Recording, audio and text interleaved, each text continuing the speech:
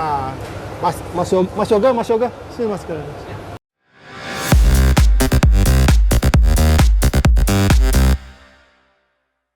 Nah ini kenalin ini fungsional kita yang ngurusin daerah Bandung, Pak. Oh iya. Yoga, Pak. Saya Eka, Pak. Iya. Saya dari Bogor sih sebenarnya. Oh Bogor, oke. Bogor. Deket saya di Ciputat. Oh, Ya. Nah ini Mas izin maaf Pak dengan Pak Eka. Eka, Pak ya? Eka mau nanya kalau yang beliau udah pakai Odoo Ya. selama ini.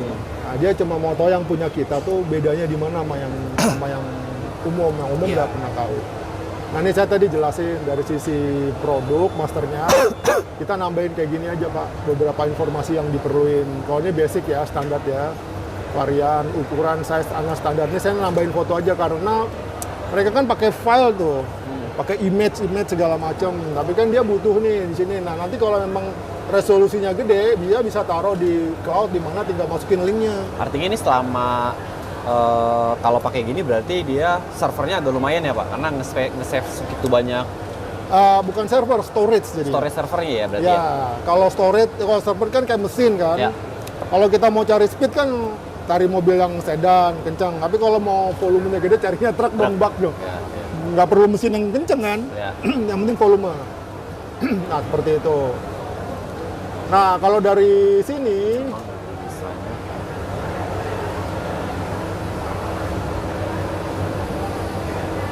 ini pakai wifi mana ya, Gak? Yoga pakai wifi mana, Gak? Ini berarti yang saat ini dijual sama Nexa ya Pak? Iya. Software ini ya? Ya, jadi dia karena printing kan pasti ada produksi, Mas. Ini khusus hanya untuk printing sublimasi berarti ya? Ya bukan khusus sih sebenarnya, kita memastikan bahwa apa yang untuk printing sama sublim tuh udah kita siapin. Oh. Kayak mau kemana-mana tetap bisa kita support. Oh, karena karena- basicnya kita udah aman gitu.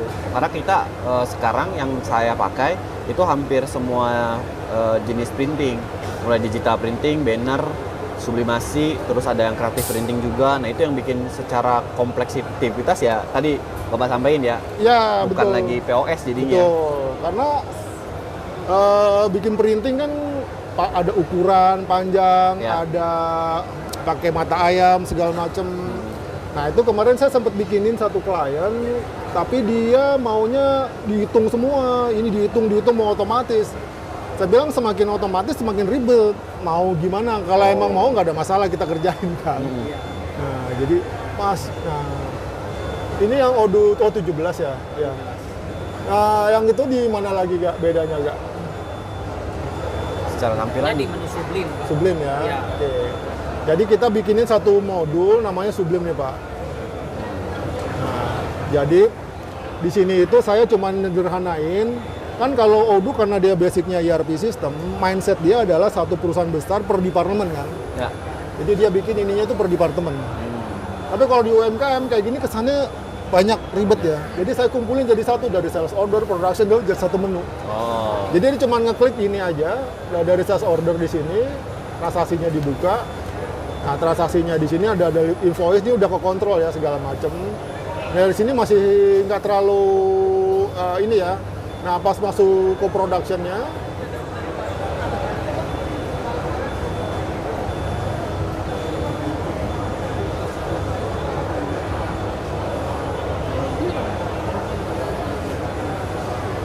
nah ini kita udah siapin workflow-nya.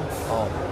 Nah, kalau nanti di printing itu nanti workflow-nya kayak gimana bisa disetting, disesuaikan. Berarti workflow-nya tergantung apa? Produk berarti. Iya, jadi karena kita udah spesifik, workflow-nya itu udah kita jagain yang common aja gitu. Oke.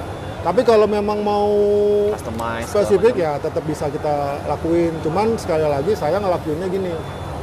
Pastikan apa yang diminta emang dibutuhin. Jadi saya kalau ada user ketemu user bukan owner, kalau mau minta saya harus approval.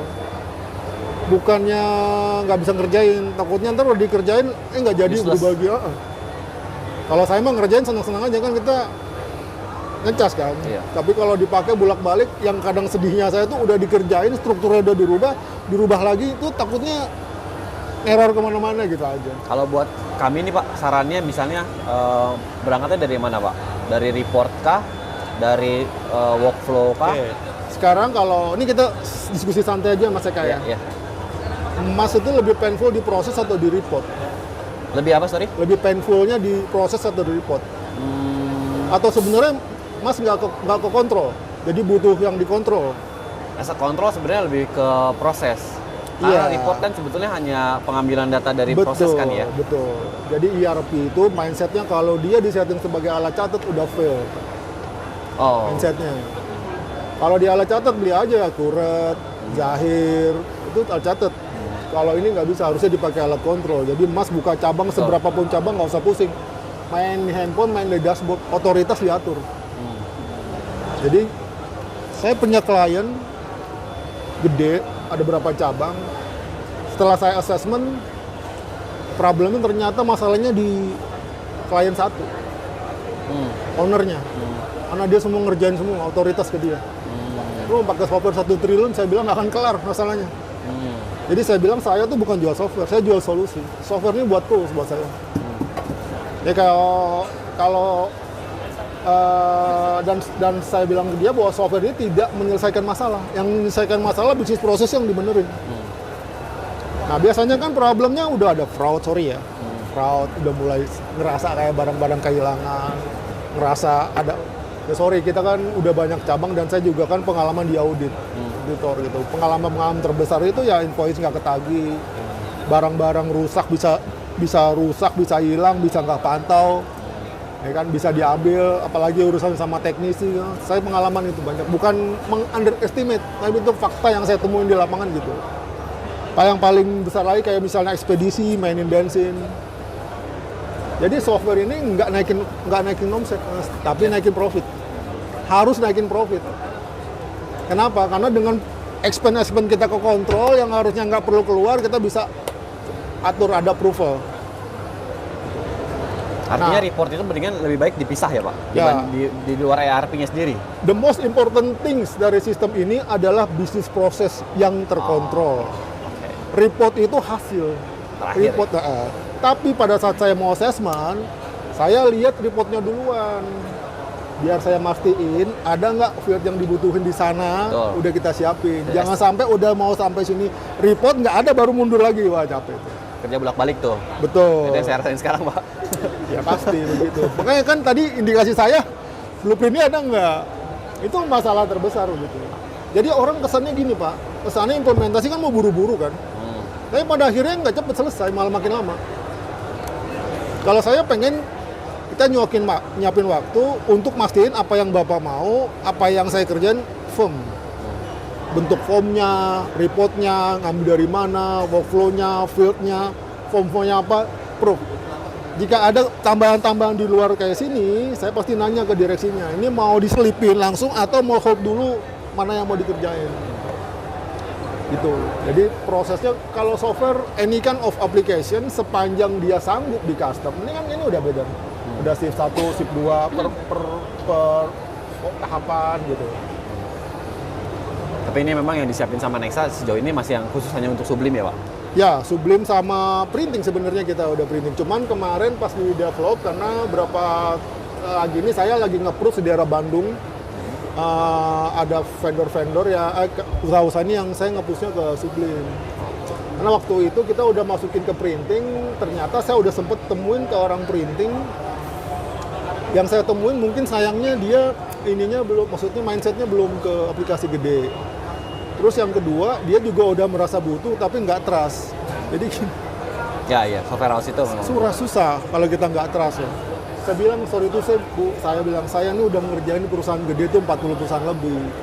Laporan keuangan saya udah enek ngeliatnya gitu. Nggak ada manfaatnya buat saya gitu. Saya ngerjain rumah sakit di Kensara, 1000 rumah sakit dari dokter sampai staff sampai OB gajinya ada semua. Bukan itu mainan kita gitu. Jadi kita harus trust, ada NDA sih kita di depan. Jadi biar saya ngejamin, bahkan data-data Bapak saya garansi nggak akan keluar. Setiap orang yang terlibat ada NDA-nya sama saya, di atas materai. Ya kan itu kan, udah ngomongin data itu confidential information. Kalau bisnis proses pun, kalau yang spesifik saya nggak publish. Misalnya Mas punya bisnis proses, contoh nih, perhitungan komisi misal. yang ngitungnya gini, ya itu punya mas saya nggak bisa publish. Saya cuma bilang kita bisa ngitung komisi. Karena ngitung komisi ada yang setelah profit kelar, proyek kelar, bersih, expand total profit baru dibagi. Ada yang berdasarkan sales order, soalnya langsung di tergantung lah ya. Iya, Kalau semasnya nggak sih. bisa itu. Nah kalau ERP bukan perusahaan gede aja yang saya pegang kayak Agung Sedayu. Dia punya ASP jualan internet mas. Dikerjain sama vendor sebelumnya 1 tahun nggak kelar. Ya saya sebagai vendor pengganti sebenarnya, tapi dia cuma nanya, ini masalahnya apa sih kok saya laporan nggak kelar-kelar, udah habis tahun udah hampir 100 juta. Pertanyaannya cuma satu, blueprintnya ada. Antara yang dimau sama ini ada nggak? Gitu aja sih. Ini secara pricing gimana berarti? Kalau saya misalnya katakanlah kayak saya punya divisi sublimasi sendiri, saya mau pakai software ini nih. Nah itu sistemnya subscriber atau beli putus atau apa? Oke, kalau dari sisi kalau di saya ya, semua yang beli Odoo source code-nya saya kasih. Oke. Karena ownership-nya kan. Ya. Tapi kalau beli Nexta yang udah kita setup, yang jual ini nggak bisa kita kasih source code-nya. Ya. Karena hanya pakai aja, user aja berarti. Betul, karena di sini kan udah ada intellectual property kita, udah ada experience yang lain. Kita bisa pakai. Tapi kalau Mas mau milikin sendiri, berarti kita approach-nya adalah development. Development ya. Ya.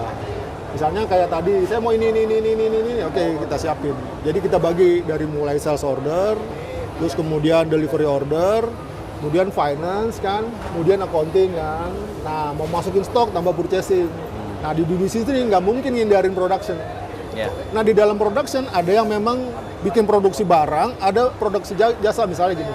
Kayak bikin giant banner, Mas udah bikin pasti ada yang minta pasang kan? Yeah. Nah itu jasa dikontrol di project management tapi tipenya service. Oh, jadi bukan production lah ya? Ya, bukan production. Jadi ada kekontrolnya dua tuh. Nah sekarang tinggal nanti kebijakan Bapak nagihnya mau gimana? Pakai termin, kan harus dikontrol dua-duanya. Produksi udah kelar, tapi belum kepasang, belum bayar kayak gitu. Nah artinya tetap bisa jual softwarenya sendiri ya Pak? Bisa, langsung iya. jadi. Nggak ada masalah. Sama kalau developer juga langsung jadi ya? Iya bisa. Kalau yang ini boleh tahu open price-nya nggak sih Pak? Kalau yang kayak di Kalau ini tuh selama pameran promo kita cuma nge-charge 399 3 user plus selama pameran kita kasih 2 user gratis. Berarti 5 user ya? Yes, 5 user. Tambah 1 user, kalau nambah cuma 99. 399 juta kalau nambah? 99 ribu mas. Oke, sorry? 399 ribu, bukan 399 juta. 399 ribu tuh maksudnya? Nah, jadi bayar per bulan, karena ini subscription. Oh, subscription. Bayar 399 ribu untuk 3 user, selama pameran kita kasih 2 free. 40 ribu berarti ya? Ribu rupiah nih ngomongnya? 399 ribu. Oh, 400 ribu 1 bulan berarti yes. ya? Subscribernya ya? Ya, tapi kalau mau sampai laporan ke accounting-nya, kita cuma cas 699, 7 user kita kasih, free. 7 user? Iya. 699 7 user ya? Iya, 7 user. Jadi, Ada kayak promo brosur gitu-gitu nggak sih Pak? Biar saya bisa bawa, bisa pelajarin sama tim. Oh iya. Ya, jadi kita masih simpel gini Mas, karena ini sebenarnya kalau dari PT Arsisnya kita udah start secara official dari 8 tahun dari 2015. Nah kalau saya sendiri secara experience saya udah main dari ERP itu dari tahun 2000. Nexta ini baru kita develop dari 2 tahun terakhir, tapi kita baru jualan itu baru mulai pertengahan tahun ini. Oh. Nah, jadi sebenarnya kita pricingnya juga masih susah ya, maksudnya gimana ya? Kita kan bukan meng-underestimate ya. Kadang-kadang kan kita ketemu klien yang dia masih niat kita tuh mau ngebantu sebenarnya. Jadi belum punya fixed price yang enak gitu loh. Ya nggak apa-apa sih, nanti kalau memang ternyata cocok, karena saya punya divisi hampir terpisah-pisah, jadi digital printing saya pisahin, terus creative printing saya pisahin, sublimasi saya pisahin. Jadi ya nggak harus pakai semua satu. Sejauh ini kami masih pakai satu ERP yang saya lagi build. Tapi kalau memang ini bisa coba pakai, kenapa enggak gitu? Ya boleh. Yang enak kita juga kenal sama timnya kan, supaya tahu. Coba kalau ini pengalaman saya, Coba dibikin satu case di cabang mana, mau yang paling simple, mau yang paling susah. Carinya yang paling simple dulu atau yang paling susah dulu. Kalau paling susah kelar, yang lain gampang. Iya. tinggal copy aja, tinggal buka user kan, buka cabang gitu. Di fieldnya maksudnya. Jadi jangan bikin database lagi enggak. Oh, oke. Jadi mas satu akun bisa ke semua cabang kan, tadi kan semua cabang satu PT kan. Kalau beda PT lain lagi treatmentnya. Nggak boleh digabung kan, transaksinya setiap perpindahan dari cabang satu ke cabang lain itu dianggap jual. Kalau satu PT perpindahan stok dari cabang satu ke cabang lain itu transfer. Nggak ada jurnal accounting. Nggak boleh ada jurnal accounting karena bukan jualan dia. Seperti itu sih mas. Oke deh, nanti Aku atur minta waktu itu aja. dong mas, minta Boleh. nomor mas. Kartu nama, tapi kita